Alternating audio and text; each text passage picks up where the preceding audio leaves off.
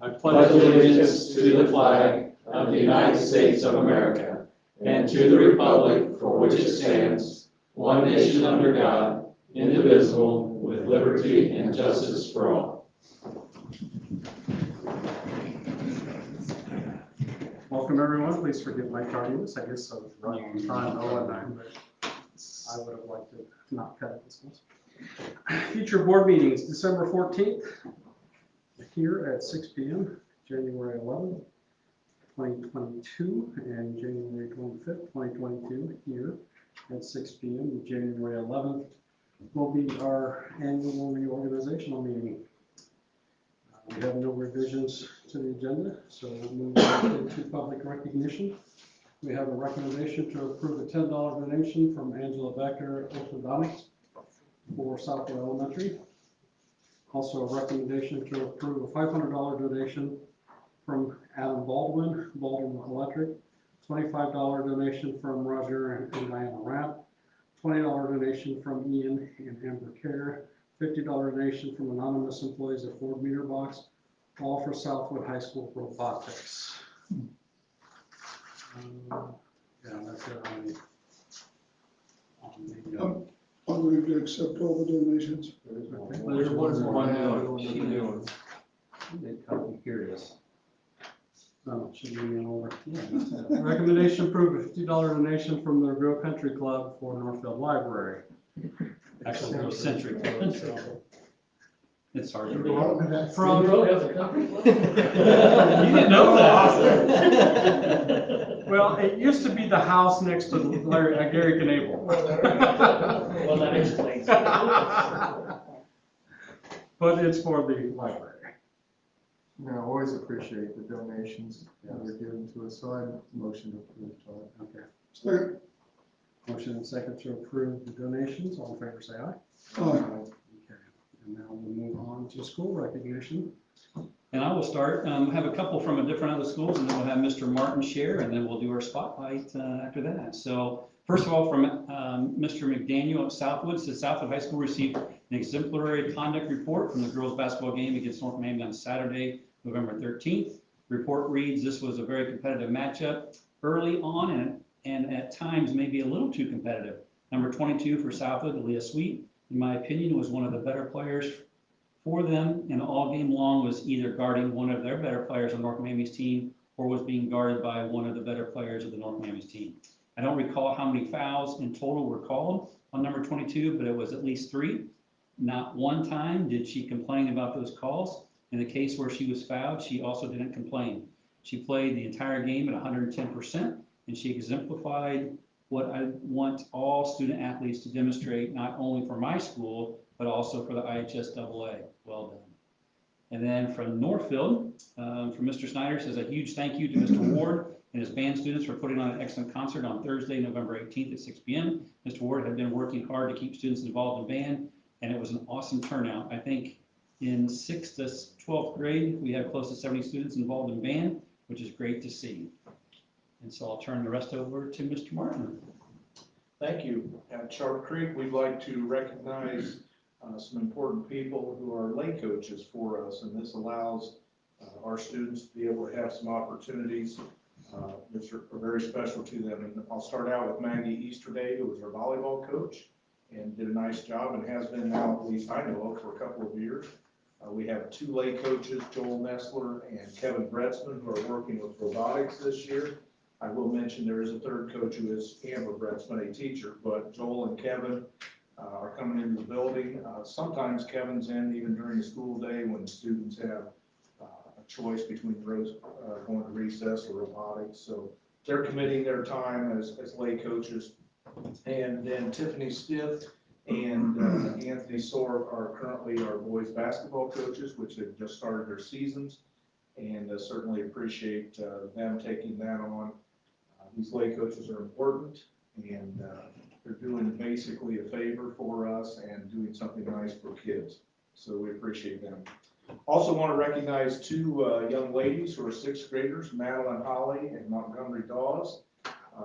These are students who are serving as our president and vice president of our K-Kids program, which at Sharp Creek is kind of a combination of our student council and a service organization.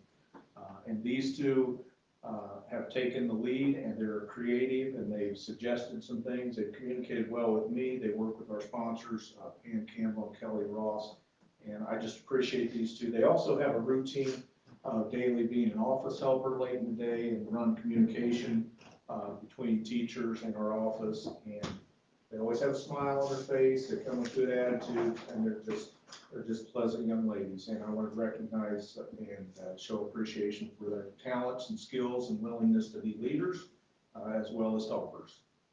That's what I have, Mr. Keeper. All right, thank you, Mr. Martin. And at this time, we'd love to have Mrs. Johnson come up and Mrs. Riggle. So doing our spotlight tonight. And actually, we are going to have who's going to give too. So Wow. So Mrs. Johnson nominated Mrs. Riggle, and at this time, if you just want to share a little bit about, sorry. That's right. You want to share a little bit about what you said in your nomination? Yeah, I think that you're a great teacher, and I'm really happy that my kids have you, because you always let us know what's going on and work with us, and really value our opinion as parents, because sometimes we can't always be there, but you always make sure that you take what we say into consideration too. So I appreciate that. Thank you. Thank you. Ms. Riggle, do you want to say anything? Yeah, I really appreciate your kind words. I had her daughter last year, Abby, and I have Ashton this year, and really enjoy having them and getting to know you also. Mr. Martin? I would just echo, as I'm getting to know Mrs. Riggle, a very genuine, in the business for the right reasons, and I am well aware of her very valuable communication skills. She always has insight for parents and to me about parents and things, so she's a communicator. We appreciate that. All right. So Mrs. Johnson, just thank you very much for nominating her, and Mrs. Riggle, let's give her a round of applause. You want to get a picture? What do you No, I think? don't want to get it, but, but you guys get a picture together, and then I want you to open that up, show what everybody. You went for the picture? Huh? Are you staging the picture with the gift or no? Well, let's do two different ones. Oh, yeah. There we go. Perfect, thank All right, you. what do you have in there tonight? See what we have. And again, this is, our sponsor is First Farmers Bank and Trust, so we appreciate them. Awesome. So Awesome. Oh, wow. you might want to read a little bit on the outside of that card too. So why don't you read Right that? here? No, No? that too. Yeah. It should say dream big, work hard. and Yes, keep it does. walking. It Yeah. says dream big and work hard. It's our motto. And read the card on the outside then too. Well, I mean, outside. Oh, wow, it's right here, sorry. I'm putting a lot of pressure on you. There's a lot going on. It says, because you have dreamed big and worked hard, we figure you might like a soft place to rest. Thank you for doing what you do so well. Thank you. Now, the only thing though, this is to go home, not at school. Yeah, I did say something to one of my students about, I don't have the bean bag in my classroom anymore for me to take a nap after Okay. school. Yes, thank you very much. All right, thank you, Sarah. Thank you.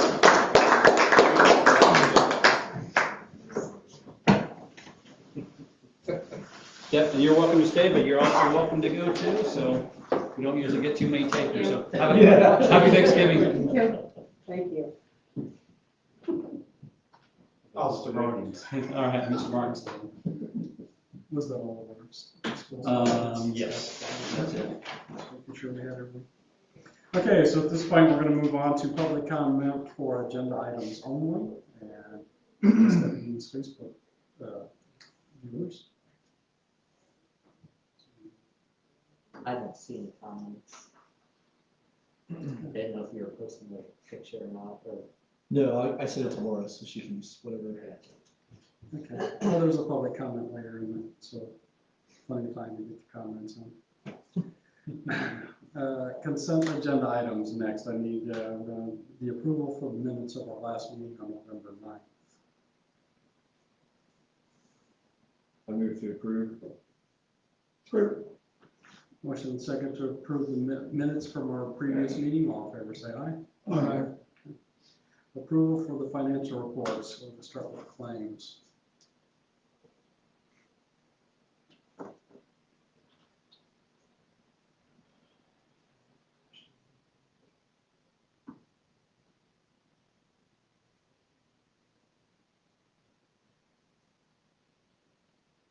Paid some roofing.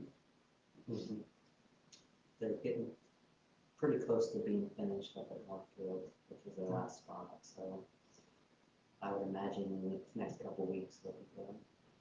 Do we contract our fuel? Our fuel? Yeah. It just keeps It's like going a, up. it's like a basis thing now. It's on just a Yeah, basis. right. Yeah, we can lock in 50%. Haven't done that bill the last couple of years. I think we did 1 year in the past. Yeah, it's just a basis.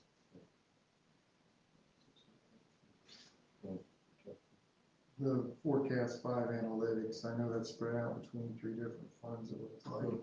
So I don't recall that name in the past. So we've used them, probably 3 years now. And we used them initially on the budgeting forecasting side of things. So it's the software that I use to help me with my cash flows and all that stuff. But then we also use it from the portion called FiveSite, which is the data warehouse then that pulls all the data. It's where I get my comparisons a lot when we look at like things like assessed value or tax rates or other things.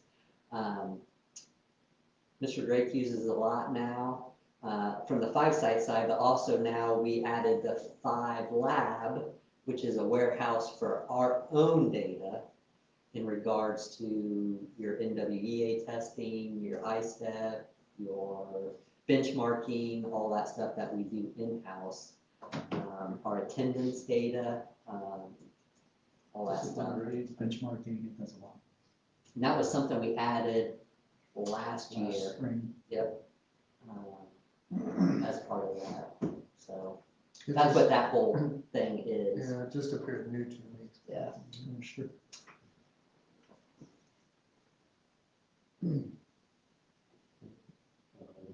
I'm fine with claims, a motion to approve them for payment. Second. Motion and second to approve claims. All in favor, say aye. Aye. Payroll. So this is our first payroll then after the teacher contract retro pays. There's some coaches stipends in there still as well. It'll probably stay around this mark here towards the end of the year because we'll still have some ECA stipends when it comes to some of our academic stipends. Pay those usually at the end of the year. So it'll probably be around this type for the next couple pays. We'll also have next week, we will also receive our teacher appreciation grant monies from the state of Indiana, which is, I believe, to be about $75,000 that we will distribute. We have 20 days to distribute that, and that will go to those teachers that were either rated effective or highly effective. We get that. So that will show up on payroll too, but that's part of it as well.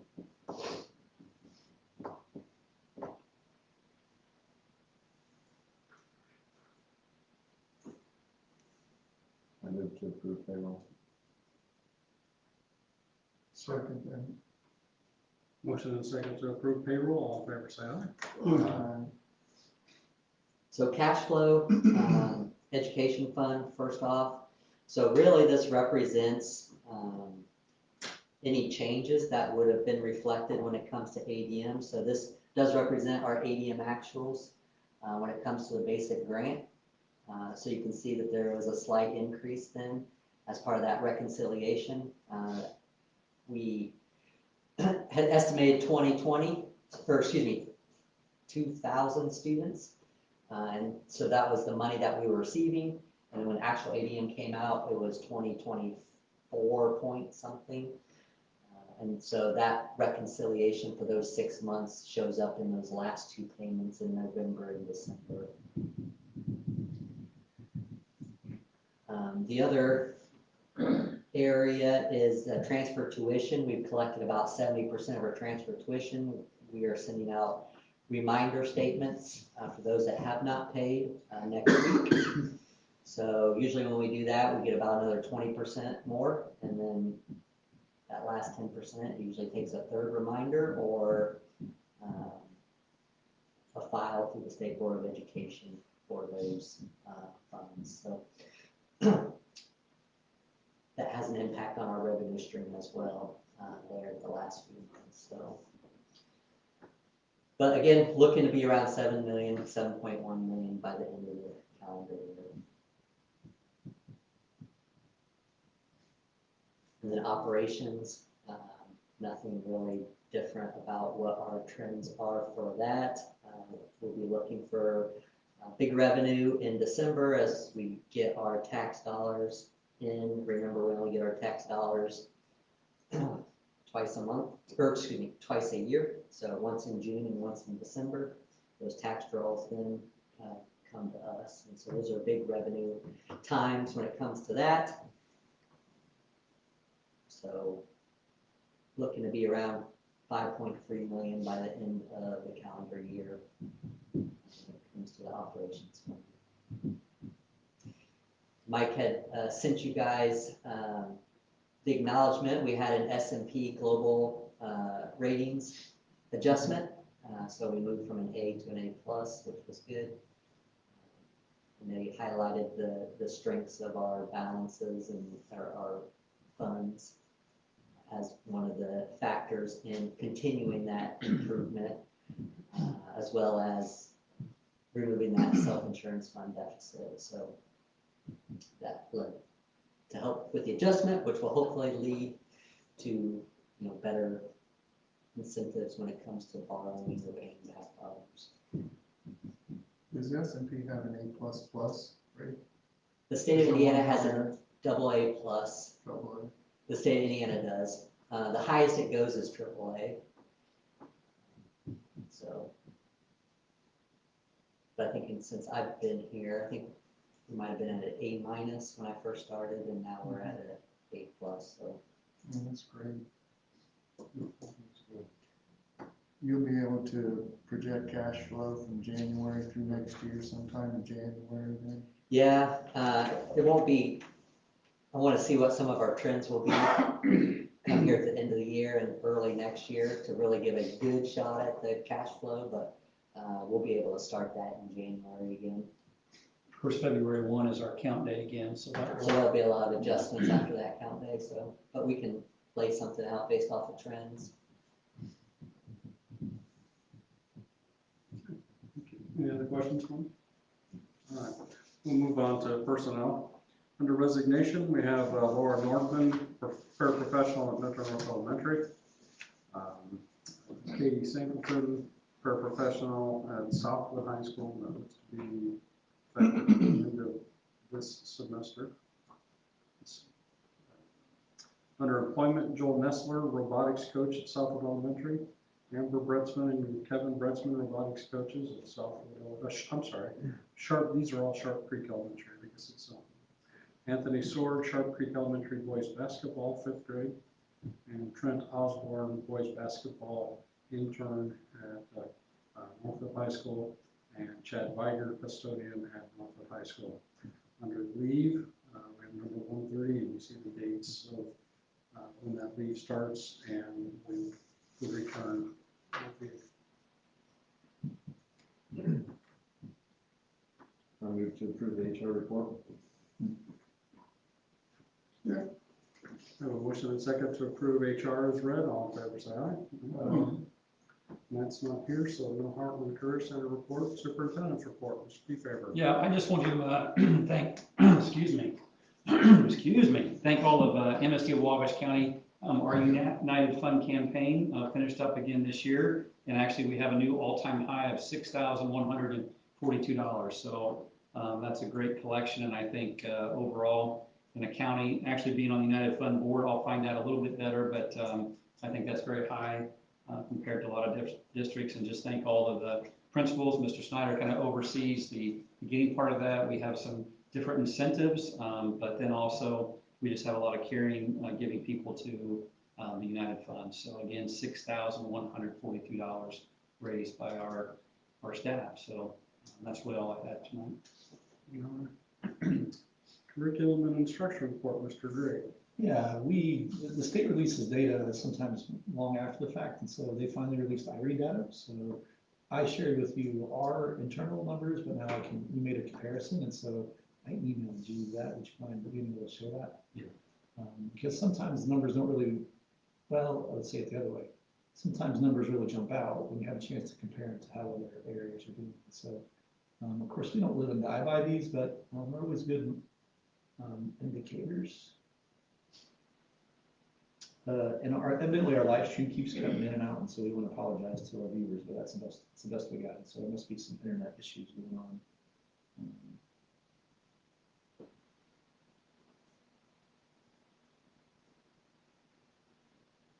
And this is IRE, third graders take it across the state. There, wow, nice to go. So the state average went down quite a bit. It's usually in the upper 80s, but that was probably due to a lot of the virtual students, right, from last spring. And so there's been a real push to try to correct those. Unfortunately, we were able to stay in session, and so we feel like that had a that too. So anyway, I often say to you, hey, I'm going to show you this data later on, and so finally able to make sure. You know. So you think because we're in school, that's why we're that much higher? I think there's a part of that for sure, but I think too, I mean, I always like to pat our teachers on the back when I can, and the families and the kids. Like that's not it's a group effort for sure. But I would say that certainly played an impact on the state average, and probably other local schools as well. Yeah, I just read another, forgive me for not being able to quote the source for it, but I read an article today that he said, hey, stating what you already know, being out of school did not help people. Here's the research we had to do to make you really believe it. Some of the numbers of last year again, and obviously we had a lot of quarantine days last year, but on the other hand, as far as the virtual days, we had 118 students that started virtual last year, and we ended up with only like 24, 25 students. And so that certainly kept them in, even though sometimes they had to be quarantined. At least they were in for the majority of the school year, whereas there's a lot of those schools around that had a lot higher percentage, a lot more students that were virtual. So, I think Mr. Drake is correct as far as our people really doing what they need to do to get them to where they need to be. But on the other hand, being in school obviously helps a lot. So, it's a huge help. Don't you felt we've always made a good effort. I don't know if remediation is the right term or not, but trying to lift up the ones that are struggling. Absolutely. K-3 especially, we are very focused on trying to get reading skills to those kids as much as we can. So there's a lot of staffing involved with that. There's a lot of staff that work to that, but we certainly make that a goal. Yeah, that's huge. I know my son, that's my youngest, first grade, they kind of tagged him as, okay, he needs to work a little harder. In 6 weeks, he was back to where he needed to be, and probably now he's way above. So, but it just took that little time to recognize, hey, you need to work on this. He went into a different little class with somebody, and then he just sailed from there. So it works. Yeah, for sure, for sure. And you can't shut it up. Well, you will when he becomes a teenager. All right, was that it? That's it. Okay, we're gonna move on to new business, recommendation to approve the 2022-2023 MSD school calendar. Okay, and you might have seen the email that I had, but one thing we try to do is we look at the Heartland Career Center schools, the 5-member schools, and also Wabash Miami area program. We actually, this year, I gave this to them in September to see if we could try to do the best that we could to make it consistent with each other, but it's very difficult because people have their own understanding of what the calendar should look like.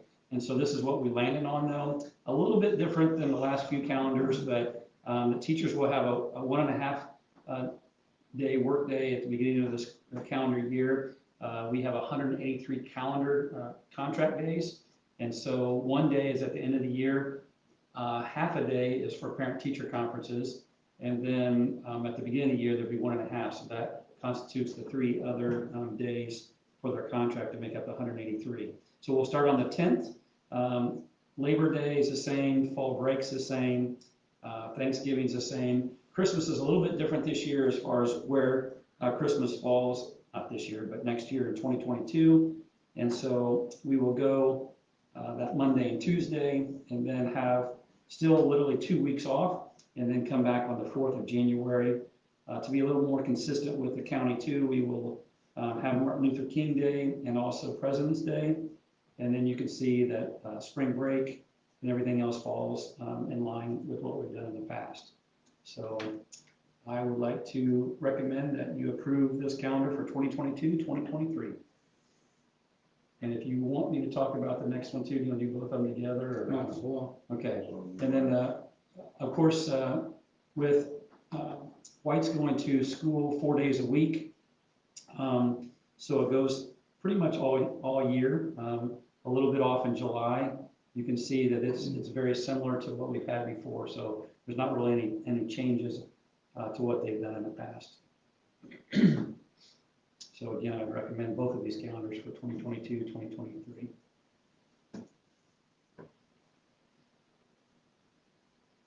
I'll move to approve the calendars as recommended.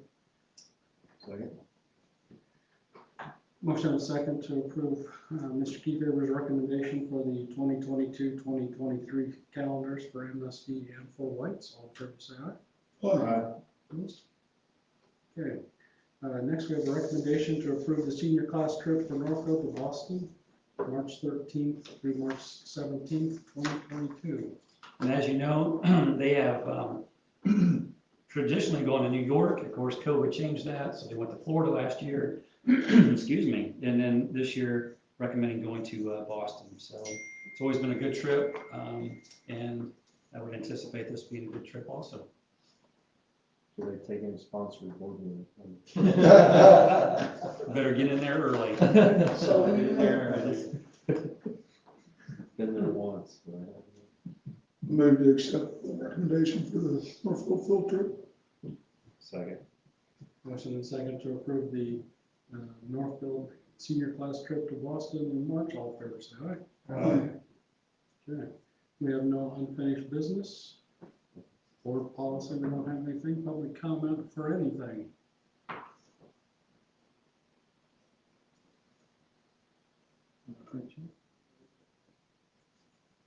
Okay. We'll move on to items from board members. Anything? Okay, we're adjourned.